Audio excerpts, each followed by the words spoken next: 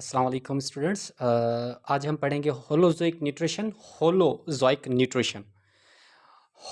Nutrition. Holo means whole, एक zoic Greek अल्फाज है। होलो मींस होल। जाइकोस यहाँ जून से निकला हुआ। Zoikos means towards animals, of animals, या एक्चुअली ये जून से भी निकला हुआ है। जाइकोस जून। जून मींस एनिमल्स को भी कहते हैं। क्या कहते हैं, किसको कहते हैं? Animals. Zoon means animals. So whole of animals कि कंप्लीट एनिमल्स के ऊपर डिपेंड करता है। जो कंप्लीट एनिमल्स कहलाते हैं, ट्रू एनिमल्स, उनके ऊपर, उनके अंदर जो मोड ऑफ न्यूट्रिशन है वो है होलोजोइक न्यूट्रिशन। सो organisms depend upon readymade food. ऐसे जानदार जो पहले से बने हुए फूड के ऊपर डिपेंड करते हैं, रेडीमेड फूड के ऊपर डिपेंड करते हैं, जैसे कि कार्बोहाइड्रेट, प्रोटीन्स, सोआन। सो और ये होलोजिक न्यूट्रिशन के करेक्टराइज होता है, या हम कह सकते हो इसको आप आइडेंटिफाई कर सकते हो कुछ प्रोसेस से। जैसे कि फर्स्ट वन इज इंजेशन। इसके स्टेजेस हैं ये। Ingestion, taking in a food by mouth. Taking in a food, खाना, खाने को लेना अंदर। Digestion, breakdown of large molecules into smaller simplest molecules. बड़े लार्ज मॉलिक्यूल्स को ब्रेक करना छोटे मॉलिक्यूल्स के अंदर। जैसे आपने खाना खाया लेकिन वहाँ से हमने छोटे मॉलिक्यूल ले लिए, कार्बोहाइड्रेट्स, प्रोटीन्स, ओके, ये सारे मॉलिक्यूल्स हमने हासिल कर लिए, तो हम ओके उसके उस प्रोसेस को कहते हैं डाइजेशन। दूसरा एब्जॉर्प्शन। एब्जॉर्प्शन क्या है? सिंपल मॉलिक्यूल्स, जो बड़े मॉलिक्यूल्स को बड़े मॉलिक्यूल्स टूटे थे सिंपल मॉलिक्यूल्स के अंदर, अब वो सिंपल मॉलिक्यूल्स सेल के अंदर आएंगे। कहाँ पर आएंगे? सेल के अंदर आएंगे, तो उस प्रोसेस को कहेंगे एब्जॉर्प्शन। तो simple molecules are absorbed into cell. Okay, now assimilation. अब वो जो कार्बोहाइड्रेट है, प्रोटीन्स हैं, फैट्स हैं, जो भी हैं, वो जब सेल के अंदर आए तो उनके उन वहाँ से क्या हासिल किया गया? उनको यूटिलाइज करके क्या हासिल की? फूड। एब्जॉर्ब्ड फूड से क्या हासिल की? To form energy. क्या प्रोड्यूस की? एनर्जी प्रोड्यूस की। उसको ऐसे यूटिलाइज किया और वहाँ से हमने क्या हासिल की? एनर्जी हासिल कर ली। सिंपल फूड मॉलिक्यूल्स को ओके ब्रेक किया और एनर्जी हासिल कर ली। जैसे कि ग्लूकोज आया सेल के अंदर और ग्लूकोज की ब्रेक डाउन करके एनर्जी एटीपीज हासिल कर ली। लास्ट में जो कि अनवांटेड या रिमूव जो अनडाइजेस्टेड फूड होता है वो बॉडी से रिमूव किया जाता है, तो उस प्रोसेस को कहते हैं ingestion. Okay, so ingestion, taking in of food, digestion, breakdown of food, of simple food into the cell, assimilation, utilization of absorbed food into form to synthesize energy, and ingestion, removal of undigested food. But एक चीज़ याद रखनी है, ये जो digestion का अमल होता है, ये डाइजेशन दो तरह की होती है। Digestion intracellular on the basis of position अगर देखें तो इंट्रासेलुलर भी है, एक्स्ट्रा सेलुलर भी है। इंट्रासेलुलर डाइजेशन क्या है? इंट्रासेलुलर जो कि सेल के अंदर हो। एक्स्ट्रा सेलुलर डाइजेशन वो है जो कि सेल के बाहर हो। ओके, इंट्रासेलुलर डाइजेशन के अंदर कौन से जानदार इंट्रासेलुलर डाइजेशन करते हैं? जैसे कि प्रोटोजोन्स जितने भी हैं। और एक्स्ट्रा सेलुलर वर्म्स के अंदर, इंसेक्ट्स के अंदर, मैमल्स के अंदर जो है वो एक्स्ट्रा सेलुलर डाइजेशन होती है। अब जो डाइजेशन है वो दो तरह से होती है। एक होती है केमिकल डाइजेशन, दूसरी है मैकेनिकल डाइजेशन। अब केमिकल डाइजेशन क्या है? केमिकल डाइजेशन इंजाइमेटिक डाइजेशन होती है, मतलब ब्रेक डाउन ऑफ फूड हो with the help of enzymes. लेकिन जो मैकेनिकल डाइजेशन है वो फिजिकल प्रोसेस से होती है, इसको फिजिकल डाइजेशन भी कहते हैं। So digestion takes place by churning. Churning means churning, mastication, chewing of food, grinding, okay, and peristalsis. अच्छा, पेरिस्टलिसिस क्या है? ये जो फूड मूव करता है, जो मस्कुलर मूवमेंट होती है ना एसोफिगस की, तो वहाँ पर भी डाइजेशन होती है, ब्रेक डाउन होती है फूड की। ओके, सो उसे कहते हैं मैकेनिकल डाइजेशन या फिजिकल डाइजेशन। तो एक होती है केमिकल डाइजेशन, दूसरी है फिजिकल डाइजेशन। और जो इंट्रासेलुलर डाइजेशन है वो केमिकल डाइजेशन होती है, लेकिन जो एक्स्ट्रा सेलुलर है वो केमिकल भी है और मैकेनिकल भी है। ये चीज़ें याद रखनी है। ओके, अब जो डाइजेस्टिव सिस्टम है, किसी भी जानदार के अंदर जो डाइजेस्टिव सिस्टम आता है, वो डाइजेस्टिव सिस्टम दो तरह के होते हैं। कितने तरह के डाइजेस्टिव सिस्टम है? दो तरह के हैं। अब देखें दो तरह के डाइजेस्टिव सिस्टम कौन से हैं। अब डाइजेस्टिव सिस्टम या तो सेक लाइक होता है या तो ट्यूब लाइक होता है। डाइजेस्टिव सिस्टम दो तरह के हैं जानदारों के अंदर, सेक लाइक या ट्यूब लाइक। अब सेक लाइक डाइजेस्टिव सिस्टम को देख लें, इसके अंदर सिंगल ओपनिंग है। क्या है? सिंगल ओपनिंग, जैसे कि सिर्फ माउथ प्रोड्यूस प्रेजेंट है। Present in lower group of organism, जो छोटे ग्रुप के ऑर्गेनिज्म, लोअर ग्रुप में जितने भी एनिमल्स ऑर्गेनिजम्स आते हैं उनके अंदर ये मौजूद है, जिससे कि आपने देखा होगा hydra. Food entrance and waste removal through single opening, मतलब माउथ के जरिए से फूड अंदर भी आता है और माउथ के जरिए से फूड बाहर भी जाता है, तो इसीलिए इसको कहते हैं सेक लाइक या ओके। और डाइजेस्टिव सिस्टम इज इनकम्प्लीट। अच्छा, डाइजेस्टिव सिस्टम जो है वो इनकम्प्लीट है क्योंकि इसके अंदर कंप्लीट रूट मौजूद नहीं है, ऑर्गन्स मौजूद नहीं है, ऑर्गन सिस्टम मौजूद नहीं है जो डाइजेशन करवाए। और नाउ विदाउट ग्लैंड्स और ऑर्गन्स, जैसे ओके इस अच्छा, यहाँ पर ज़्यादातर कौन सी डाइजेशन होती है? केमिकल डाइजेशन होती है। कौन सी डाइजेशन होती है? केमिकल डाइजेशन होती है। Digestive tract has not much variable pH. Digestive tract जो होगा, जो डाइजेस्टिव सिस्टम मैंने यहाँ पर जो सेक के अंदर जो डाइजेशन हो रही है, इसके अंदर ज़्यादा वेरिएबल पीएच के एंजाइम्स मौजूद नहीं है।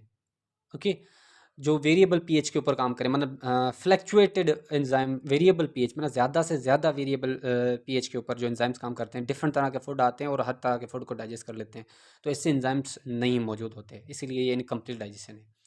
फ्यू एंजाइम्स वर्क, सिर्फ कुछ ही एंजाइम्स काम करते हैं इसके अंदर।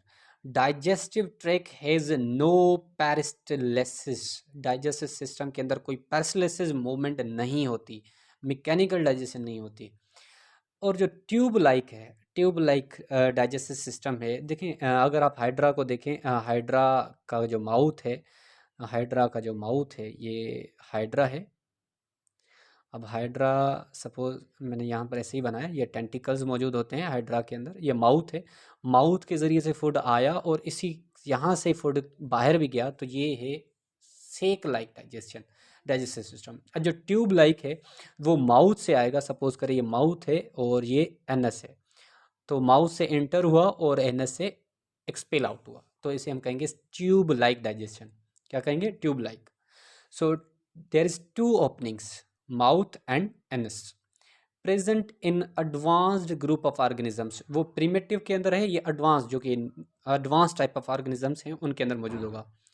सेपरेट ओपनिंग्स, इसके अंदर सेपरेट ओपनिंग्स होती है, माउथ एंट्रेंस के लिए और एनस रिमूवल के लिए। डाइजेस्टिव सिस्टम इज कंप्लीट, इसके अंदर डाइजेस्टिव सिस्टम कंप्लीट होता है क्योंकि वो ऑर्गन्स और ग्लैंड्स के ऊपर डिपेंडेंट होता है। केमिकल डाइजेशन भी होती है, मैकेनिकल डाइजेशन भी होती है विथ वेरिएबल पीएच। अच्छा, यहाँ पर वेरिएबल पीएच के एंजाइम्स होते हैं, इसलिए यहाँ पर एनॉर्मस एंजाइम्स वर्क करते हैं। डाइजेस्टिव ट्रैक हैज पेरिस्टलिसिस, यहाँ पर पेरिस्टलिसिस होती है जिसकी वजह से ये मैकेनिकल डाइजेशन भी करवाता है। ओके डियर स्टूडेंट्स, अब चीज़ आपको याद रखनी है कि हमारे पास कुछ जानदार बुक में गिवन है कि उनके अंदर हमें न्यूट्रिशन पढ़ना है, तो न्यूट्रिशन इन अमेबा को पढ़ते हैं। सो आपको मैं छोटा सा एक एग्जांपल फिर मैं आपको अब यहाँ पर रीड भी करवा दूंगा कि टॉपिक मेरे पास लिखा हुआ है, मैं आपको सेंड भी कर दूंगा। सो अब देखें अमेबा के अंदर न्यूट्रिशन कैसे होती है। सो अमेबा क्या करता है, जो फूड पार्टिकल है, जो बेसिकली बैक्टीरिया है, कोई भी फंजाई है, माइक्रो ऑर्गेनिज्म के ऊपर डिपेंड करता है इसका फूड। सो फूड को फूड जैसे ही अमेबा के नज़दीक आएगा, तो अमेबा सबसे पहले अपने फूड पार्टिकल को क्या करेगा, आइडेंटिफाई करेगा थ्रू सूडोपोडिया, सूडोपोडिया की को एक्सटेंड करके उसको क्या करेगा, आइडेंटिफाई करेगा। सो ये अमेबा और ये फूड पार्टिकल, ओके, और ये न्यूक्लियस है। तो सबसे पहले, और ये जो फिंगर लाइक प्रोजेक्शंस हैं, ये जो फॉल्स फीट की तरह हैं जिसकी वजह से अमेबा मूव करता है, इसको हम कहते हैं सूडोपोडिया, फॉल्स फीट। अब अमीबा सबसे पहले क्या करता है, जैसे फूड को रिकॉग्नाइज कर लेता है, पहचान लेता है, तो उसके अगेंस्ट जैसे ही उसके ऊपर एक्सटेंड करवाता है, ये जो सूडोपोडिया हैं उनको क्या करवाएगा, फूड के अराउंड, अराउंड फूड के अराउंड क्या करेगा, एक्सटेंड करवा देगा। और फूड के अराउंड जब सर्कुलर टाइप में सूडोपोडिया फूड को अराउंड कर लेते हैं, सराउंड कर लेते हैं, तो वो क्या कहलाता है, स्ट्रक्चर फूड केप, क्या कहलाता है, फूड केप बना लेता है। तो सबसे पहले फूड के अराउंड क्या करवाते हैं, साइड ये जो सूडोपोडियन को एक्सटेंड करके फूड के सराउंड करवाता है, जिसको क्या बना देता है, फूड कप बना देता है। फिर फूड कप डिफ्यूज हो जाता है, इन्वेजिनेट हो जाता है इनसाइड द साइटोप्लाज्म, साइटोप्लाज्म के अंदर, अमीबा के अंदर, किस फॉर्म में, फूड वेक्यूल की फॉर्म में। क्योंकि इसके अंदर फूड है, ये सूडोपोडिया, ये जो हमारा अमेबा की अपनी मेम्ब्रेन होगी और उसे वैक्यूल कहेंगे, उसके अंदर फूड पड़ा है इसलिए इसको फूड कहेंगे। और फूड क्या है, फूड और कुछ वाटर भी मौजूद होता है। उसके बाद क्या करेगा जैसे फूड वैक्यूल यहाँ पर आएगा अंदर, तो इसके सराउंड लाइसोसोम्स सराउंड कर लेंगे। लाइसोसोम्स के अंदर हाइड्रोलाइटिक एंजाइम्स होते हैं जो डाइजेशन में काम करते हैं। ओके, इसके अंदर एंजाइम्स यहाँ पर मौजूद हैं, एंजाइम्स मौजूद हैं। फूड वैक्यूल के सराउंड आ गया। फिर क्या करेंगे, वो लाइसोसोम्स क्या करेंगे, ये फूड वैक्यूल के साथ फ्यूज़ हो जाएंगे और क्या करेंगे, अपने एंजाइम्स को डिस्चार्ज करेंगे, अपने बाहर निकालेंगे और किसके अंदर इंटर करवाएंगे, फूड वैक्यूल के अंदर इंटर करवाएंगे। और जैसे एंजाइम्स इंटर होंगे तो क्या करेंगे, वो फूड को ब्रेक कर देंगे और लार्ज फूड को क्या करेंगे, सिंपल सब्सटेंसेस के अंदर ब्रेक कर देंगे। अब जो फूड पार्टिकल्स हैं, जो सिंपल फूड पार्टिकल्स हैं, तो क्या होते हैं, इन फूड वैक्यूल के सराउंडेड कुछ छोटे छोटे से माइक्रोस्कोपिक या फाइन केनाल्स बन जाती हैं। तो फूड जो डाइजेस्टेबल या डिफ्यूजिबल फूड होता है वो यहाँ से इन केनाल्स के अंदर आता है। ओके, इन फाइन केनाल्स के अंदर आता है, इन फाइन केनाल से चला जाता है साइटोप्लाज्म में। ओके, या तो ये फिर न्यू साइटोप्लाज्म रीजन बनाएगा या तो फिर ये एनर्जी प्रोड्यूस करवाएगा। ओके, और जो अनडाइजेस्टेड फूड होगा वो फूड वैक्यूल के थ्रू ही मूव करते करते बाहर निकल जाएगा। अच्छा, याद रखें, जिस वैक्यूल के अंदर डाइजेशन हुई है उसके हम कहेंगे डाइजेस्टिव वैक्यूल। ओके, उसके सराउंडेड जो फाइन केनाल्स हैं वहाँ पर एब्जॉर्प्शन होती है। क्या होती है? एब्जॉर्प्शन होती है। और जैसे एब्जॉर्प्शन होगी तो डिफरेंट पार्ट्स जो कि माइटोकॉन्ड्रिया वगैरह जो भी यहाँ पर मौजूद होंगे वहाँ पर क्या होगी, एसिमिलेशन होगी। और जो अनवांटेड फूड है वो दोबारा से एंडोसाइटोसिस के थ्रू सॉरी एक्सोसाइटोसिस के थ्रू बाहर एक्सपेल्ड आउट हो जाएगा। अब मैं आपको पूरा प्रोसेस दिखा देता हूँ, पढ़ा देता हूँ। तो अब यहाँ पर देखें, अमीबा किसके अंदर है, कौन सा है, अमीबा। ओके, सो डाइजेशन इन अमेबा। अमेबा क्या है, माइक्रोफेजेस फीडर है। माइक्रोफेज मतलब माइक्रो ऑर्गेनिजम्स के ऊपर डिपेंड करता है, फीड करता है। यूनिसेलर यूकेरियोटिक है, बिलोंग करता है प्रोटोक्टिस्टा, प्रोटोजोआ है। फंजाई और बैक्टीरिया इसके ऊपर फीड करते हैं। तो याद रखें, ये देखिए मैं एक बार पढ़ लेता हूँ। अमेबा रिकॉग्नाइज फूड पार्टिकल, सबसे पहले रिकॉग्नाइज करता है। So amoeba extend its pseudopodia around the food particle by forming food cup. उसके अराउंड अराउंड फूड कप क्या बना देता है, फूड कप बना देता है। सूडोपोडिया को क्या करता है, एक्सटेंड करवा के।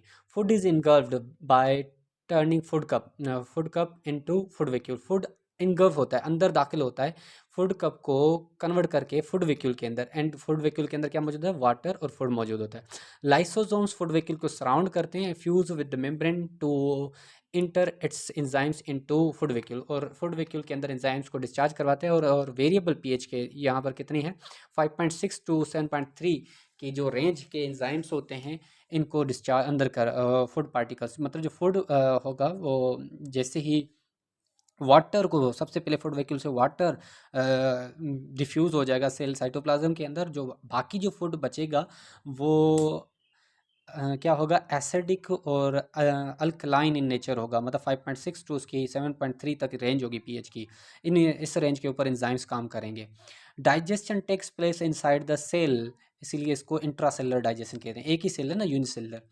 और digestive food is absorbed by cytoplasm. जो डाइजेस्टेड फूड है साइटोप्लाज्म के अंदर आता है थ्रू फाइन केनाल्स के थ्रू बाय सर्कुलेट्स, और सर्कुलेट करता है एंड सर्कुलेट्स बाय साइक्लोसिस, और साइक्लोसिस की वजह से वो वहाँ पर सर्कुलेट करता है।